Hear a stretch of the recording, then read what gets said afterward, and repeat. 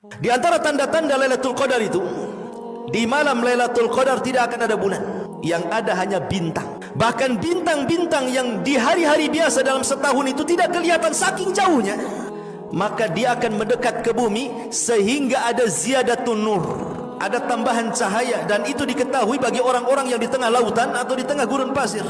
Ini satu. Yang kedua, di malam itu tidak ada meteor satupun yang jatuh ke bumi. Karena fungsi meteor itu apa? Syuhuban lisyayatin, untuk melempar setan. Setannya saja tidak bergerak, macam mana ada meteor?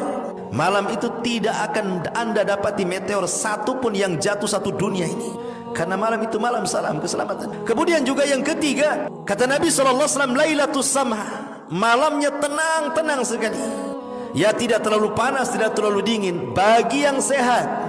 Kemudian juga, apakah harus seperti itu? Maksudnya cuacanya sepoi-sepoi, angin tidak terlalu kencang, senang? Enggak, terkadang Lailatul Qadar pun bisa terjadi dengan hujan deras.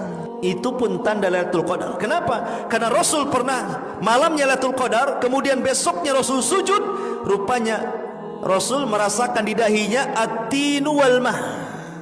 Jadi ada air dan tanah yang menempel di dahi. Maknanya malamnya hujan, sehingga tidak mesti cerah gitu cuaca Lailatul Qadar. Bisa saja terjadi hujan deras malam itu Lailatul Qadar. Tapi walaupun hujan deras tidak membahayakan, tidak ada angin kencang, ya hujan-hujan gitu saja. Karena hujan itu salah satu tanda turunnya rahmat, turunnya para malaikat itu saat hujan. Makanya doa sewaktu hujan itu mustajab, dan itu sebagai tanda-tanda Lailatul Qadar. Tetapi tanda-tanda yang paling jelas Lailatul Qadar itu justru setelah Lailatul Qadar lewat dari kita.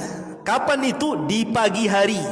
Malamnya Lailatul Qadar, paginya itu tanda-tanda yang paling jelas. Apa itu? Anna syamsa la syia'a fi, matahari cahayanya tidak terlalu menyorot, maknanya sedikit redup sehingga kita bisa melihatnya. Imam Ibnul Qayyim memberikan alasan kenapa matahari di malam Lailatul Qadar itu kok cahayanya berbeda dengan setiap hari terbitnya. Ada 3 alasan kata beliau. Yang pertama, karena malam Lailatul Qadar itu penuh dengan malaikat, sehingga di pagi hari malaikat itu mereka naik ke langit, dan malaikat itu tercipta dari nur cahaya, dan cahayanya inilah yang menghalangi cahaya matahari, sehingga cahaya matahari ke bumi terhalang dengan cahaya malaikat, makanya agak redup.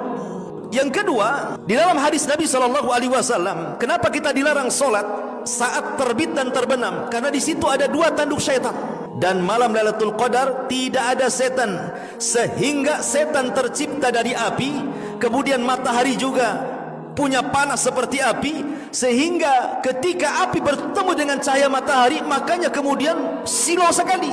Tapi ketika setan tidak ada, berarti matahari terbit sebagaimana awal penciptaannya, makanya agak redup dan bisa dilihat. Ini satu pendapat juga. Tapi juga ada yang mengatakan tidak. Kenapa matahari dibuat redup seperti itu? Ya karena Allah ingin menguji orang-orang yang mujtahid saat mencari Lailatul Qadar. Sengaja Allah buat tanda-tanda yang jelas itu setelah lewatnya, bukan di awalnya gitu loh. Kalau di awalnya, oh senanglah semua orang tahu Lailatul Qadar kan.